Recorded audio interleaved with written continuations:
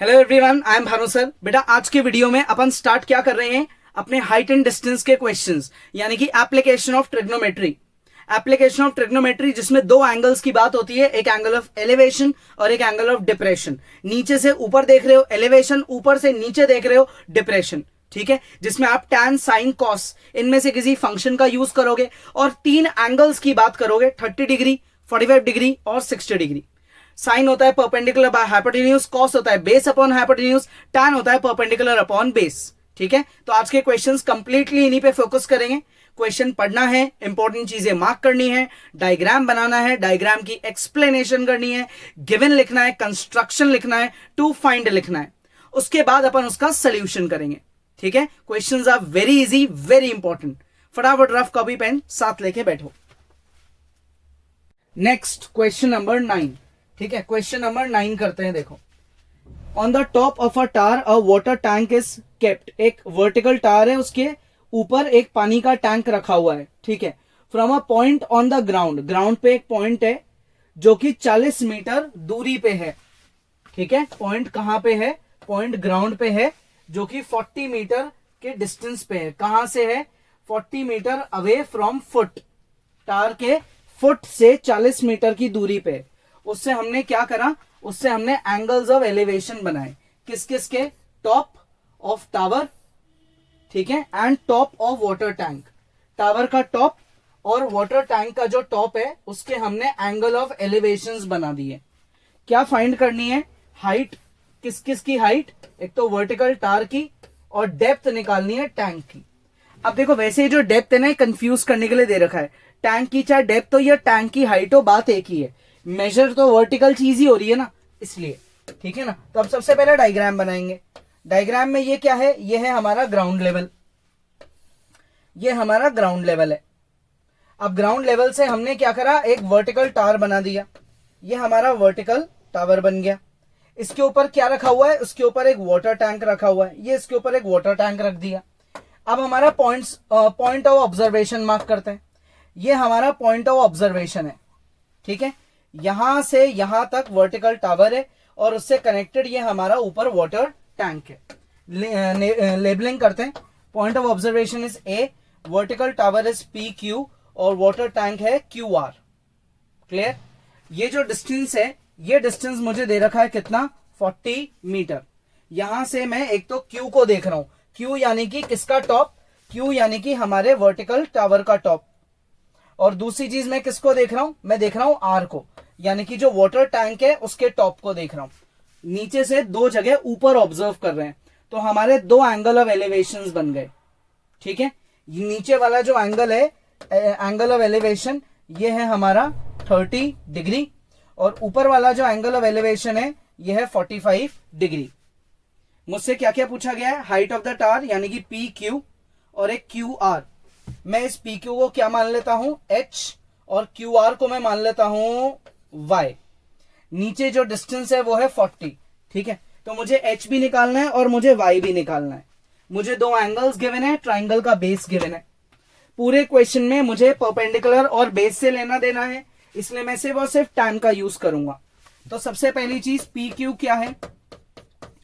P Q हमारा vertical tower है।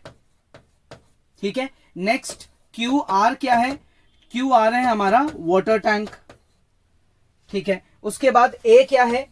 ए है अपना पॉइंट ऑफ ऑब्जर्वेशन, जहां से हम ऑब्जर्व कर रहे हैं। ठीक है, नेक्स्ट हमको ए से पी का डिस्टेंस गिवन है 40 metre.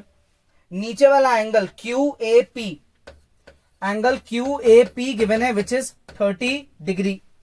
Angle R A P, बड़ा वाला एंगल गिवन है, ये कितना है? 45 डिग्री।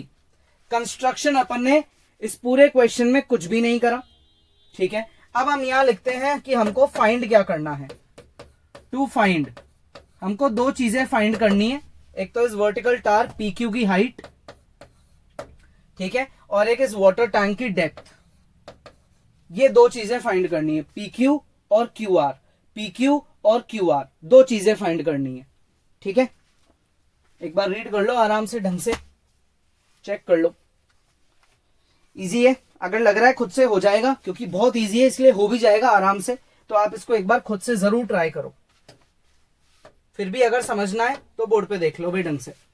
क्या करेंगे हम, सबसे पहले ट्राइंगल लेंगे नीचे वाला, क्या नाम है ट्राइंगल का, APQ, ट्राइंगल APQ।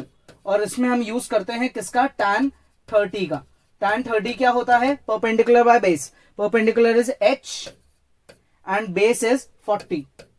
tan 30 होता है 1/√3 इज इक्वल टू h/40। ठीक है, अब हम इस 40 को ऊपर ले जाएंगे तो h की वैल्यू हो गई 40/√3। √3 से क्या कर देंगे, रैशनलाइज, तो h की वैल्यू हो गई 40√3 और अपॉन में 3। मैंने अगर इसको सॉल्व कर दिया तो मेरी टार की हाइट निकल जाएगी, जो कि बहुत इजी है निकालना, क्योंकि मुझे क्या करना है, √3 की वैल्यू लगानी है और चीजों को कैंसिल आउट करना है। तो इसको सॉल्व करके मेरी वर्टिकल टार की हाइट आ जाएगी इन मीटर्स। ठीक है, नेक्स्ट अब मैं दूसरा ट्राइंगल लूंगा। दूसरा ट्राइंगल कौन सा है, ट्राइंगल का नाम है बड़ा वाला triangle APR। In triangle APR उसमें जो एंगल है वो एंगल है कितना, 45। tan 45 is the angle. ठीक है, tan 45 क्या होगा, परपेंडिकुलर यानी कि y प्लस h और अपॉन में बेस, बेस कितना है, बेस है मेरा 40। tan 45 होता है 1 is equal to y plus h। ठीक है, y प्लस h और अपॉन में 40।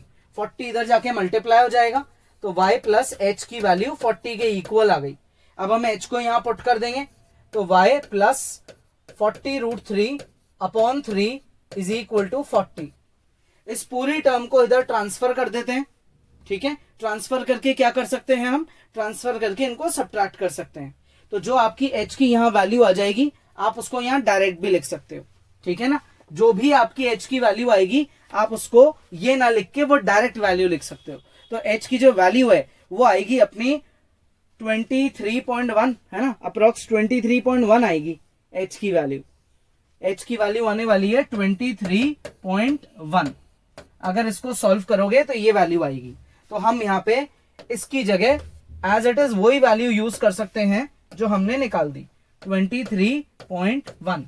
तो 23.1 जो है वो उधर जाके माइनस हो जाएगा, ये इधर जाके माइनस हो जाएगा। ठीक है, 40 से। तो y की वैल्यू हो गई कितनी, 40 माइनस 23.1। तो उससे मेरी y की वैल्यू निकल जाएगी 16.9। y की वैल्यू निकल गई 16.9 मीटर। ठीक है, तो मेरे पास y भी आ गया और मेरे पास h भी आ गया, दोनों चीजें आ गई। y क्या है अपनी वाटर टैंक की डेप्थ और h क्या है वर्टिकल टार की हाइट। पॉज करो और ट्राई करो। Next question, the angle of elevation of a jet from a point on the ground is 60 degree. Angle of elevation, किसका एंगल ऑफ एलिवेशन, एक जेट का। क्या है angle of elevation, 60 degree. After 15 seconds, 15 second के बाद जो नया angle of elevation है वो रह गया 30 degree. If the jet is flying at a speed of, jet की मुझे क्या दे रखी है, स्पीड 720 किलोमीटर पर आवर। अब देखो इन्होंने एक ऐसी चीज दी जिससे बच्चे बहुत कॉमन मिस्टेक कर देते हैं। ये है किलोमीटर पर आवर, ये है सेकंड। आपको इसे मीटर पर सेकंड में पहले कन्वर्ट करना पड़ेगा, नहीं तो आगे जाके आंसर मैच नहीं करेगा। क्या फाइंड करनी है, हाइट ऑफ जेट। ग्राउंड से कितनी हाइट पे जेट उड़ रहा है ये निकालना है। तो हम ये मान लेते हैं कि ये हमारा ग्राउंड लेवल है। ठीक है, क्लियर, ये हमारा ग्राउंड लेवल है। इनिशियली जो जेट है उसकी पोजीशन क्या है, मान लेते हैं जेट की पोजीशन है मान लो ये जेट की पहली पोजीशन है। थोड़ी देर बाद जेट की जो पोजीशन है वो यहां पे आ गई और हम यहां से ऑब्जर्व कर रहे हैं। क्लियर, तो हमने यहां से क्या करा, पहले जेट को इधर देखा, उसके बाद हमने जेट को इधर देखा। ठीक है भाई, आ गया इतना समझ में। अब यहां मार्किंग करते हैं, ए है हमारा पॉइंट ऑफ ऑब्जर्वेशन, बी है हमारी इनिशियल पोजीशन और सी है हमारी फाइनल पोजीशन। ये जेट की पोजीशंस आ गई, ये हमारी वर्टिकल हाइट्स है। ठीक है, ऑब्वियसली दोनों केस में वर्टिकल हाइट क्या होगी, सेम, क्योंकि जेट जो है वो बिल्कुल ग्राउंड के पैरेलल मूव कर रहा है। जेट ग्राउंड के बिल्कुल पैरेलल मूव कर रहा है, सीधा सीधा। तो जितनी हाइट इधर है उतनी हाइट इधर है, इसमें कोई फर्क नहीं है। क्लियर, यहां से यहां तक जाने में जेट को 15 सेकंड लगे और ये जेट की स्पीड है। पहले के केस पे हमको एंगल ऑफ एलिवेशन दे रखा था 60 डिग्री और अब एंगल ऑफ एलिवेशन दे रखा है कितना, 30 डिग्री। ठीक है, हमसे क्या पूछी गई है, जेट की height, that is value of h। ये हमसे हाइट पूछी गई है। बी से सी तक जाने में 15 सेकंड लगे, ये जेट की स्पीड है। ये डिस्टेंस हम मान लेते हैं x, ठीक है, और ये डिस्टेंस अपन अभी फाइंड कर लेंगे, वो मैं आपको बताऊंगा कैसे फाइंड करेंगे। इसको मानते हैं d और इसको मान लेते हैं e। ये डिस्टेंस हम फाइंड कर लेंगे। अब आते हैं सारी चीजों पे। ए क्या है? ए है हमारा पॉइंट ऑफ ऑब्जर्वेशन, ठीक है। बी क्या है? बी है हमारी इनिशियल पोजीशन ऑफ जेट। उसके बाद सी क्या है? सी है हमारी final position of jet. Clear यहां तक? ठीक है। अच्छा, अब जो है हमको एंगल्स गिवन है, गिवन लिख लेते हैं। एंगल बी ए ई, एंगल बी ए ई ये गिवन है 60 डिग्री। दूसरा एंगल सी ए डी, ये मुझे गिवन है कितना? ये गिवन है 30 डिग्री। हाइट को मैं मान लेता हूं h, हाइट को मैं क्या मान लेता हूं? h। ए ई को मैं मान लेता हूं x, ए ई को मैंने x मान लिया और इस हाइट को मैंने h मान लिया। B E is equal to h, ठीक है। नेक्स्ट, टाइम टेकन गिवन है from B to C. B से सी जाने का जो टाइम लग रहा है वो है 15 सेकेंड्स, ठीक है। और मुझे क्या गिवन है? स्पीड, जेट की स्पीड 720 किलोमीटर पर आवर। अब मिस्टेक यहां होगी अगर आप इस यूनिट को सही नहीं करोगे तो। कैसे करेंगे सही? हम इसको लिखेंगे मल्टीप्लाई बाय 5/18, ठीक है। 18 4 72 होता है, तो हम इसको काट देंगे, यहां 40 लिख देंगे। तो स्पीड हो गई कितनी? 200 मीटर पर सेकेंड। ये जेट की स्पीड है, ये जेट ने टाइम लिया, ठीक है। तो अब एक बड़ा बेसिक सा फॉर्मूला अपन को सबको पता है यार, distance is equal to speed multiply by time. तो बी से सी तक जाने का जो डिस्टेंस है उसको निकालने के लिए मैं स्पीड को और टाइम को मल्टीप्लाई कर दूंगा, विच इज 3000 मीटर, ठीक है। बी से सी तक जाने का जो डिस्टेंस है वो है 3000 मीटर, ये 3000 मीटर है, ठीक है। हाइट क्या है? h। अब हम बात करते हैं इस फिगर की। सिंस बी सी पैरेलल है किसके? डी ई के, और डी सी पैरेलल है बी ई के। सो देयरफॉर ये जो फिगर है B C D E, therefore figure B C D E is a parallelogram. ये फिगर क्या बन जाता है? ये एक पैरेललोग्राम बन जाता है। तो इस हिसाब से बी सी इक्वल हो जाता है किसके? डी ई के, जिसकी लेंथ हो गई 3000 मीटर, ठीक है। और सी डी इक्वल हो जाता है किसके? बी ई के, जो कि किसके इक्वल है? h के। तो अगर ये वाली लेंथ 3000 है तो ये वाली लेंथ भी 3000 है, ठीक है यहां तक। अब क्वेश्चन में मुझे फाइंड क्या करना है? To find height of the jet. तो मैं यहां लिख देता हूं, कहीं भी लिखो, बस आपको पता होना चाहिए। हमको फाइंड करनी है जेट की हाइट, h की वैल्यू निकालनी है। तो हम पहले छोटा वाला ट्राइंगल लेते हैं ए बी ई, और उसमें tan 60 का यूज करते हैं क्योंकि हमको परपेंडिकुलर और बेस सिर्फ दो चीजों से मतलब है। तो A B E tan 60 h/x in triangle A B E tan 60 which is equal to h/x। tan 60 is √3, तो h/x। इससे x की वैल्यू क्या निकल जाती है? इससे x की वैल्यू निकल गई h/√3, ठीक है। अब हम बड़ा वाला ट्राइंगल यूज करेंगे। बड़ा वाला ट्राइंगल कौन सा है? CAD। उसमें tan 30 लगाएंगे, h perpendicular upon x plus 3000, ठीक है। tan 30 is equals to h/x plus 3000, ठीक है। क्या है ट्राइंगल का नाम? ACD।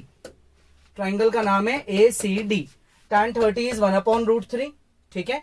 h/x की वैल्यू बाद में पुट करेंगे, चलो, x प्लस 3000, ये चीजें आ गई, है ना। अब हम क्या करते हैं? इसको इधर ले जाते हैं। x plus 3000 is equal to √3h। अब हम यहां लिखते हैं यूज इक्वेशन नंबर 1। x की वैल्यू h/√3 प्लस 3000, ठीक है, इज इक्वल टू √3h। अब हम यहां लिखते हैं सबको मल्टीप्लाई बाय √3, सबको √3 से मल्टीप्लाई कर दो, तो ये हो गया h plus 3000 √3 is equal to 3h। Clear? √3 into √3 3 हो जाता है, ये h इधर जाके माइनस हो जाएगा। 3000 √3 is equal to 3h minus h, 2h is equal to 3000 √3, h is equal to 1500 √3। तो हमारे पास h यानी कि हाइट ऑफ जेट की वैल्यू आ गई। ठीक है, क्लियर? आ गया समझ में? इजी है बहुत, चेक कर लो ढंग से। हाइट ऑफ जेट की वैल्यू आ गई। अब आप चाहो तो अब आप √3 की वैल्यू पुट कर सकते हो और 1500 से उसका प्रोडक्ट कर सकते हो। क्लियर? पॉज करो, ट्राई करो। Okay kids, this is the end of the video. आज के क्वेश्चंस यहीं खत्म होते हैं। कोई डाउट है आप वीडियो दोबारा देखो।